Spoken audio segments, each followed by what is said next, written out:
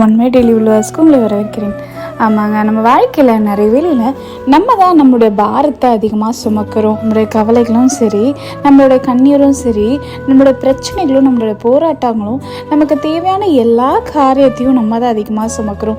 நிறைய வேளையில் சொல்கிறோம், என் கஷ்டம் என்னோட போட்டோம், என் கஷ்டத்தை நானே பார்த்துக்கிறேன், யாரும் எனக்கு தேவையில்லை அப்படின்னு சொல்லி நம்மளை இன்னும் அதிகமாக நம்மளை கஷ்டப்படுத்திக்கிறோம். ஆனால் மத்தேயு 11:29 சொல்லப்படுது, நான் சாந்தமும் மனத்தாழ்மையுமாக இருக்கிறேன், என் நுகத்தை உங்கள் மேல் ஏற்றுக்கொண்டு என்னிடத்தில் கற்றுக்கொள்ளுங்கள், அப்பொழுது உங்கள் ஆத்மாக்களுக்கு இளைப்பாறுதல் கிடைக்கும். ஆமாங்க, நம்ம வாழ்க்கையில நம்மளுடைய பாரத்தை ஆண்டவர் சுமக்கிறேன்னு சொல்றாரு. போராட்டங்களோ இல்லை உங்க ஆசீர்வாதங்களோ, உங்களுடைய தடையோ, உங்க வாழ்க்கையில எதை நீங்க பாரமா கருதுகிறீங்களோ அந்த காரியத்தை ஆண்டவர் மேல வைக்க சொல்றாரு.